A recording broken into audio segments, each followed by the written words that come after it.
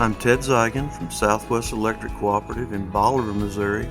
Welcome to Along Those Lines.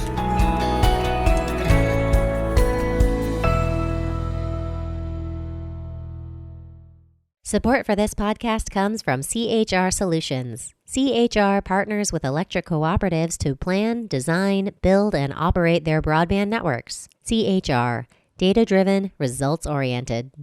Hi, everyone. This is a podcast about electric cooperatives, the work they do, and the challenges they face.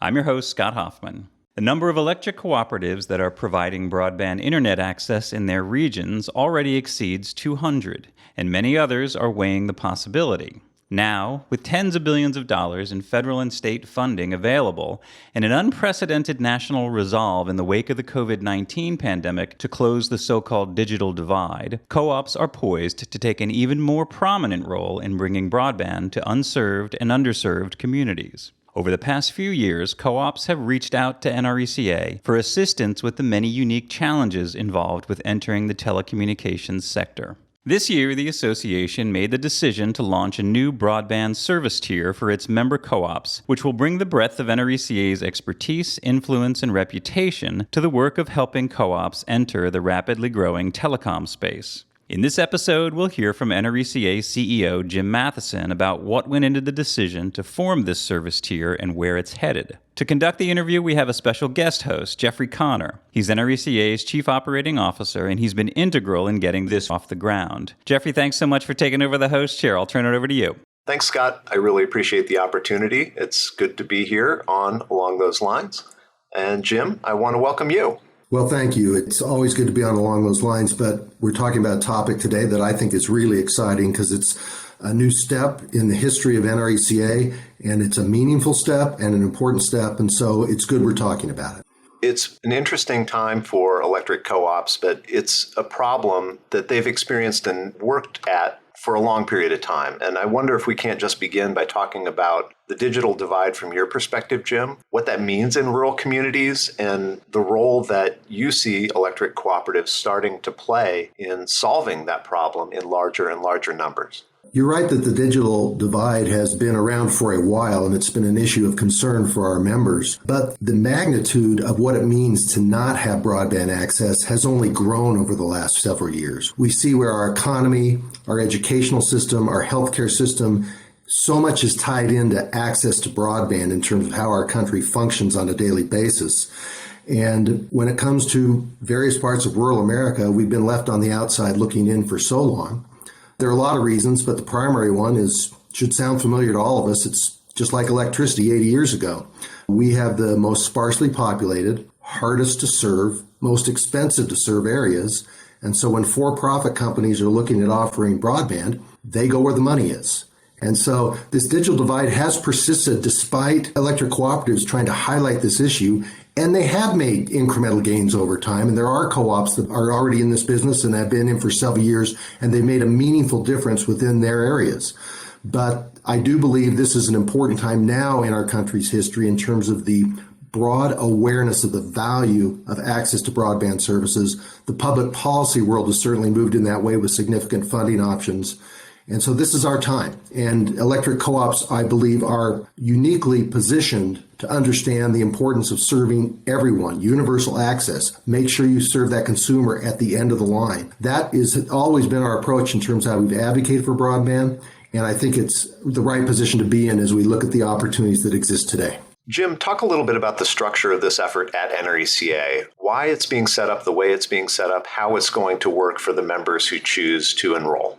Well, we have 900 members of NRECA, and quite frankly, at the end of the day, not all 900 are going to be going into broadband. A number of them serve suburban areas that already have broadband service. So there's a subset of our members that are going to be in broadband. Right now, we've got a couple of hundred that are in it or have obtained funding for it.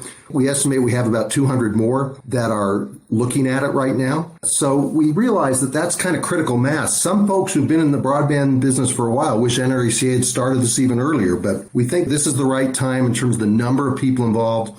We have set it up as a separate fee for service because it really is a different set of work for us in the sense that we have to hire new people that work new relationships in terms of their advocacy. If you work on the electric side, you may work with the same agency on issue A, B, or C on a given day. But these are completely different relationships and different expertise we have to develop in our staff. So that's why we made the decision to make this, in effect, a fee-for-service program for those who are in the broadband business. I think it's the right decision in terms of how we can most equitably share the costs. I will raise one other issue, though. Some members have said, wait a minute, there's some issues that do affect all members, including pole attachments as an example. And that is true, and we will continue to advocate on issues that affect all members through our general membership budget and not through this new broadband fee-for-service program. So at NRECA, we'll operate this in a very transparent way. We will allocate time across staff accordingly, and will be as much of an open book as possible in terms of making sure that we allocate costs fairly. It leads to a question that you've been asked, I know, about the desire of NRECA to keep this simple and to be efficient in the way we stand this up. But it relates to the governance of the policy issues that we take positions on. How is that going to work, and why have we set it up the way that we have, in your opinion? First of all, this is a component of NRECA, so the ultimate governance is by the board of directors of NRECA, and it'll continue to be that way. However, we do recognize, as NRECA often has put together opportunities for members to have direct input, and we've set up a number of different advisory committees across a lot of products and services at NRECA. We recognize the value of making sure that the participants, the members who are in the broadband set of services, have an opportunity to help provide input, advice, counsel. That's really critical to how we can best meet their needs and be effective. So we will set up that feedback loop just like we do for all of our other advocacy, but it's all going to be under the umbrella of NRECA. We've talked a lot with members who are in the broadband business over the last several years, and some of them, as you know, have been in the broadband business for 20 years, and some have been in the broadband business for 20 months.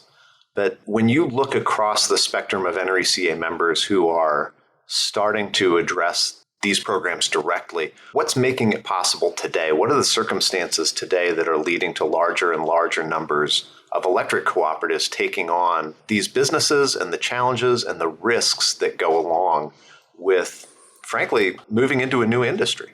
Well, you said it well. There are new risks. This is not electricity. Broadband services are a different business, different set of business risks and issues. I think there are a couple of things that have really driven this enhanced interest in terms of electric cooperatives looking at being in broadband today. One is the experience of their fellow cooperatives who have done it for several years. We, in the cooperative movement, like to share information, and we can learn from others. And so seeing some folks who've been able to deploy broadband effectively has helped create a greater level of both understanding and clarity about what it takes to do broadband. Although I have to qualify that every co-op service territory is different, and each co-op needs to look at their own circumstances to make sure it makes sense. Secondly, I believe that there is this heightened interest in the value of broadband I alluded to in my opening comments.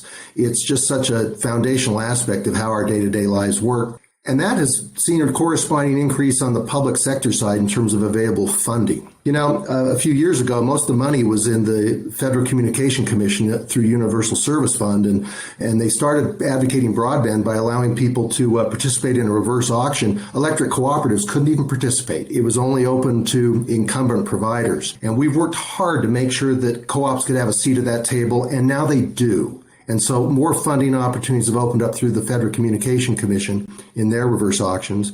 And then particularly in the light of the pandemic, the Congress has passed a significant infrastructure spending bill that has a major title in the broadband space in terms of money. And so there's a lot more funding out there right now to build broadband. And for electric cooperatives that, again, serve these sparsely populated, hard-to-serve areas, that funding is a key component of creating a business model that can be successful, because that's really what every electric cooperative needs to do. They need to take the time, conduct a good feasibility study, and make sure it makes sense for them the way they want to structure their broadband business. But you can see by the numbers of electric co-ops going into this business that more and more are moving in that direction, and it's an exciting time for all of them in terms of taking on this new challenge.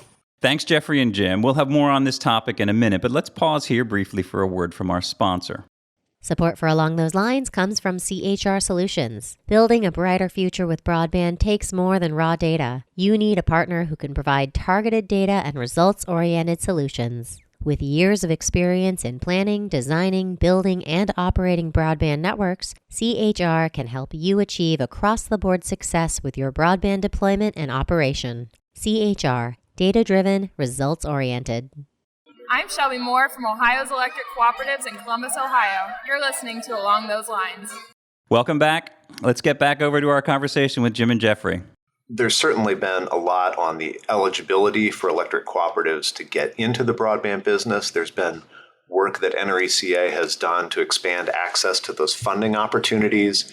Tell me why NRECA is the right choice for the advocacy program that electric co-ops in this telecommunications business need in order to bring their voice forward in the crowded space that you work in every day in Washington, D.C. Well, you're right, Jeffrey, that historically the NRECA advocacy has really advocated for making sure electric co-ops had a seat at the table and access to funding opportunities. And that made sense from an organization-wide standpoint. But as more and more of our members are now going into the actual operating business of running a telecommunications broadband service, members came to us and talked about the need for NRECA to be a partner with them in the public policy space to be advocates. It's a crowded space, as you suggested, and it's a highly competitive market. It's very different in so many ways from electricity on a business side, same on the political and policy side. And I believe that the reputation that NRECA has in Washington of being the cooperative model, being owned by the communities in which we serve, gives us a capacity to engage with policymakers in a way that's really effective. And in the telecom space, you've got some huge entities who've been in this business for a long time. Just to be candid, they play with some real sharp elbows when it comes to advocacy. And it's important for electric cooperatives to have a position and a voice in Washington to make sure that their interests are best represented. This is different. As I said, I've said it 2 or 3 times, this is different from electricity, and it's competitive. And I think it's really important for electric cooperatives to have their own voice. I think we do present a unique set of circumstances that's pretty special, and that's what you want when you're in the advocacy space. You want to be a voice that is perceived as being on the right side of the issue, serving the public in a constructive way. That's why I think it's important for NRECA to advocate on behalf of the electric cooperatives that have got into the broadband business. You pointed out correctly that this is new work for NRECA, just as it's new work for our members. What sorts of capacity do you see NRECA investing in through this program in order to be a successful advocate on telecommunications issues, where we do have this great reputation on the electric side of the house, if you will, and our members are showing up in a new way, and so is their National Trade Association. But that takes an investment. Where are you putting those resources out first in the effort to better represent electric co-ops who are doing this type of business? Well, there are really 3 broad categories where we see the opportunity to be effective on behalf of our membership with this new set of services. The first is in the advocacy space, where we have limited staff today that's involved in this issue. And we have a large government relations team that's involved in the electric side, and they work every day working with different congressional committees and different federal agencies on all sorts of energy issues. But the telecommunications issues are a whole different set of congressional committees, different federal agencies, areas where we need to be able to engage on a substantive way, where we have subject matter expertise. So we look to build out our staff in terms of bringing in folks that both have that subject matter expertise in telecommunications and are working with the telecommunications committees in the Senate and the House, working with the Federal Communication Commission, with the Department of Commerce. It's a different book of business, if you will, but it's one where now that we have membership that is in the operating telecommunications business, that's where their representation needs to happen. And so that's one significant component of what we're looking at for these new sets of services. A second is going to be on the communication side in terms of working with our members in the broadband sector to develop communication strategies that are going to really support our advocacy component in many ways in terms of being in the broadband sector. And finally, NRECA has a deep bench of capacity when it comes to economic and technical analysis. And that bench can be expanded into this operating telecom space in terms of allowing our members to have good understanding of the opportunities that broadband service creates in their communities. And we can define that in a way that can be meaningful, can help from an advocacy standpoint in terms of investment in those communities. I think that's really important in terms of the long-term viability of all co-ops that are looking at going into the broadband business. It also makes the point that there are reputational resources here that NRECA is putting to work. And we talk about the for-profit, investor-owned telecommunications companies that have owned this space in the regulatory and political circles for a long time. They spend a lot of money on their own advocacy programs, and they get results. They stay at the table. And it is competitive in politics just as it's competitive in the industry. Jim, I think you're rightly pointing out that a lot of what NRECA brings to the table for these members is reputational. It doesn't cost money. And in the space where we're working and where we want to do this work to represent members who are in the broadband business, it's competitive. There are well-funded interests that are going to be working against our members. And yet, not everything we're going to do through this broadband set of services for electric co-ops has a dollars and cents price tag attached to it. Can you kind of talk about how that effort works together in terms of what are we going to spend money on in order to serve these members better, but what can we do just by being more active in this space? Well, we're going to spend money basically on people, on hiring staff that have the capacity to be articulate and knowledgeable on the issues and build those relationships in the policy areas where telecommunications issues are considered.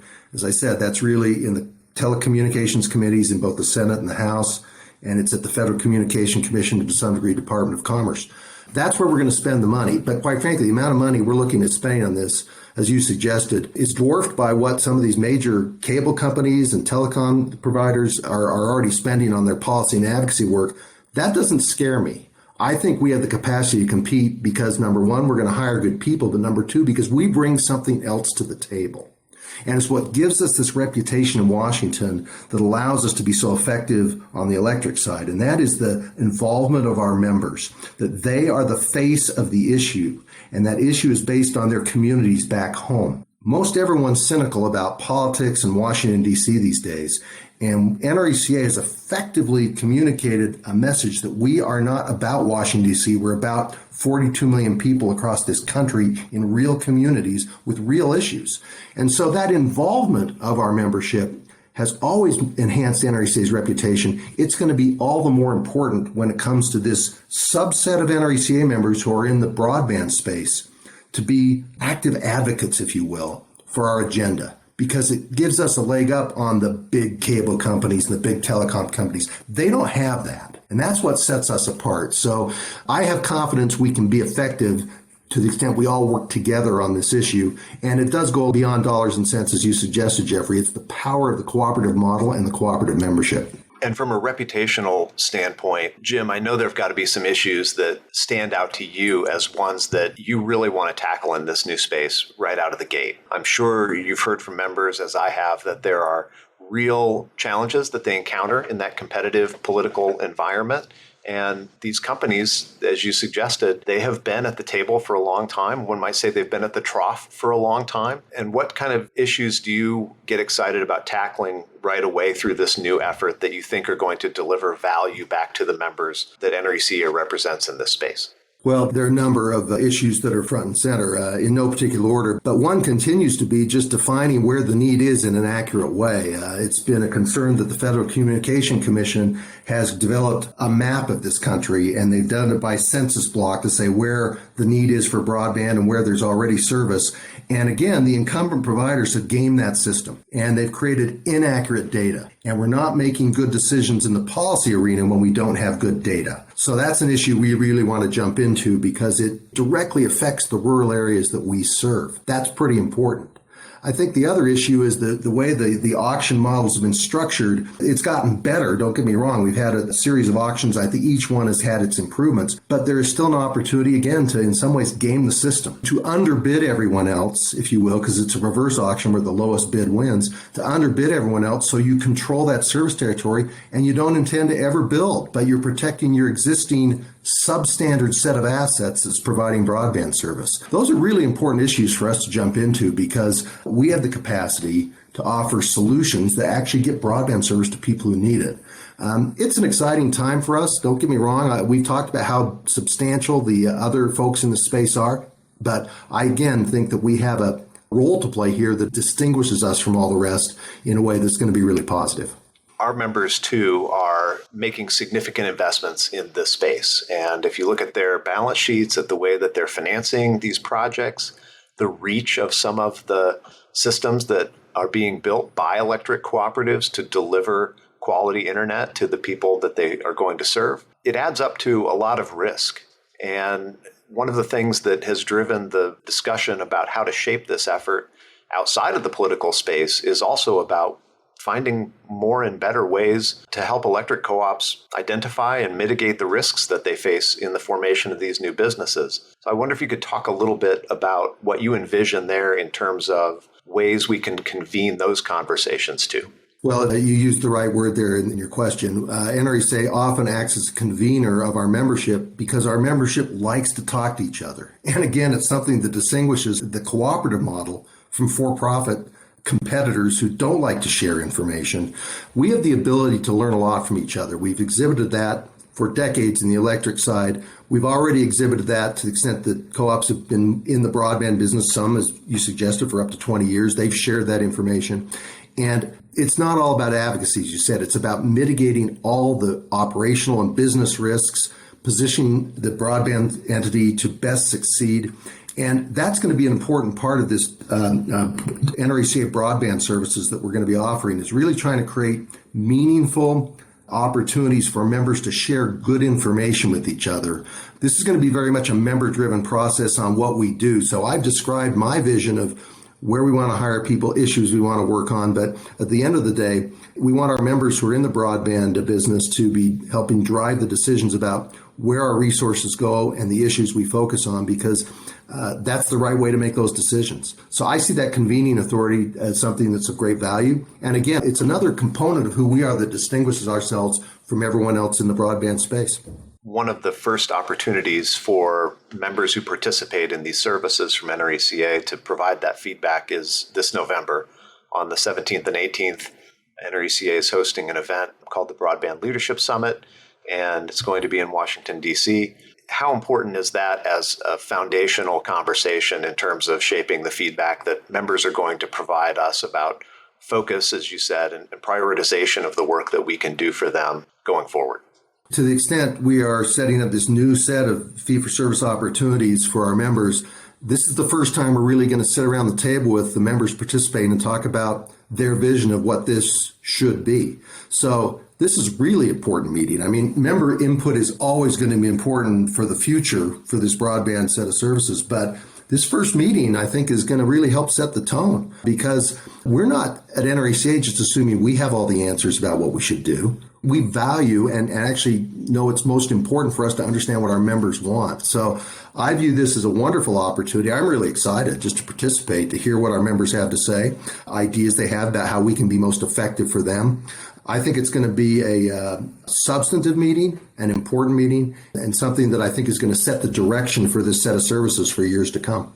When you look down the road at the future of this set of services at NRECA, Jim, what's your long-term prediction for what this looks like going forward in terms of an equivalent advocacy program to the work that we do in electricity for the work electric co-ops do in the broadband space? I view the future opportunity here as one where NRECA's reputation brings to the broadband set of issues the same power and the same impact that we have on the electric side. This is an NRECA effort. We're not creating a separate association. We're branding this NRECA Broadband. And I want to make sure that at the end of the day, our members who are in the broadband field have that sense of pride in what NRECA is doing on their behalf in terms of advocating for them against, again, some really competitive circumstances. It is going to be different than electricity. I think we've said that a couple of times, and I'm going to keep reminding folks of that. It's a different business, different set of advocacy issues, but there are so many common themes that make sense for NRECA to be involved in this way. And that's my vision, is it's going to be another record of success, just like we've had on the electric side. It certainly is an exciting time, and it's not lost on me that when you look at NRECA's mission, part of it relates to the work our members do as electric cooperatives in the electric business. But the other half of it is about the quality of life and supporting the quality of life in the communities our members serve. This, to me, very much falls within the range of that statement. And it's also, I think, a sign of the structure of the way our members have set this organization up to serve them and their communities and their best interests, Jim. So I want to thank you for leading this effort and all of the work that's gone into it. And thanks for taking some time to talk about it with our members today. No, thank you. I enjoyed it. This is really an exciting time, and look forward to jumping right in and making it happen. Thanks again, Jim and Jeffrey. It's a really exciting time for co-ops right now. And thanks to you, our listeners, and to our sponsor, CHR Solutions. For more on this and other podcasts, visit electric.coop. Until next time, for Along Those Lines, I'm Scott Hoffman. I'm Nikki Ricciardi from Mountain View Electric Association in Falcon, Colorado. Thanks for listening to Along Those Lines. Subscribe and rate us on your favorite podcast app.